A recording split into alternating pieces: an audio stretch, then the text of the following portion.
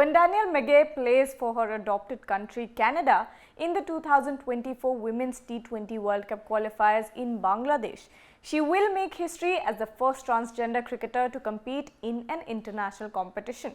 Danielle, who's a 29-year-old opening batter, has fulfilled all of ICC's eligibility criteria.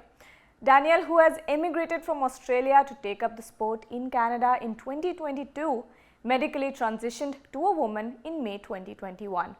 The opening batter said that she is honoured to be representing her adoptive country Canada and will feature in Canada's squad in the T20I qualifiers for the World Cup.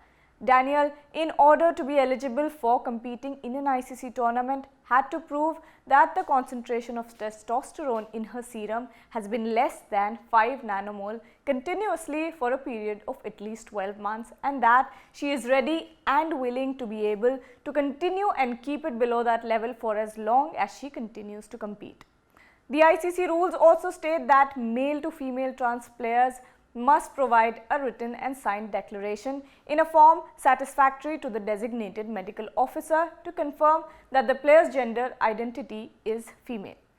Danielle, in attempt to be eligible for participating in the sport, had to have blood tests every month for 12 months to prove her testosterone levels.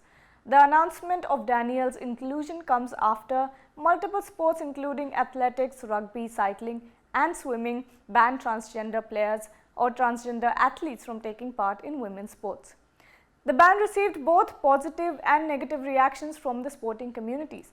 The concern here being that transgender women have an advantage over athletes who are born as females. But now, the IOC has come up with a neutral take on the eligibility criteria, where trans players have to prove the concentration of testosterone in their serum has been less than 5 nanomole, similar to the ICC criteria. But many still believe that there should be a separate category for trans athletes to make sure that women's sports is fair and safe for the women taking part. Currently, there are 17 peer-reviewed studies that show that male puberty cannot be mitigated against, and that anyone who has been through male puberty and has trained as a male for several years in professional sport has an advantage over biological females automatically. In Danielle's case, she was allowed to participate in Canada's interprovincial tournament based solely on gender self-identification, with no eligibility criteria set for participation. Roberta Moretti Avery, Brazil women's cricket team captain who played against Canada, and Danielle said that there were no safety issues while fielding against Danielle, but admitted that it could be difficult if a trans woman bowled significantly faster than typical bowlers in women's cricket. But Avery in the end believes that according to ICC's eligibility criteria, Danielle's participation is fair and that she will be treated like any other player. I'd love to know your thoughts about trans athletes participating in women's sports. Let me know your thoughts in the comments below. In the meanwhile, like, share and subscribe to Sports Today.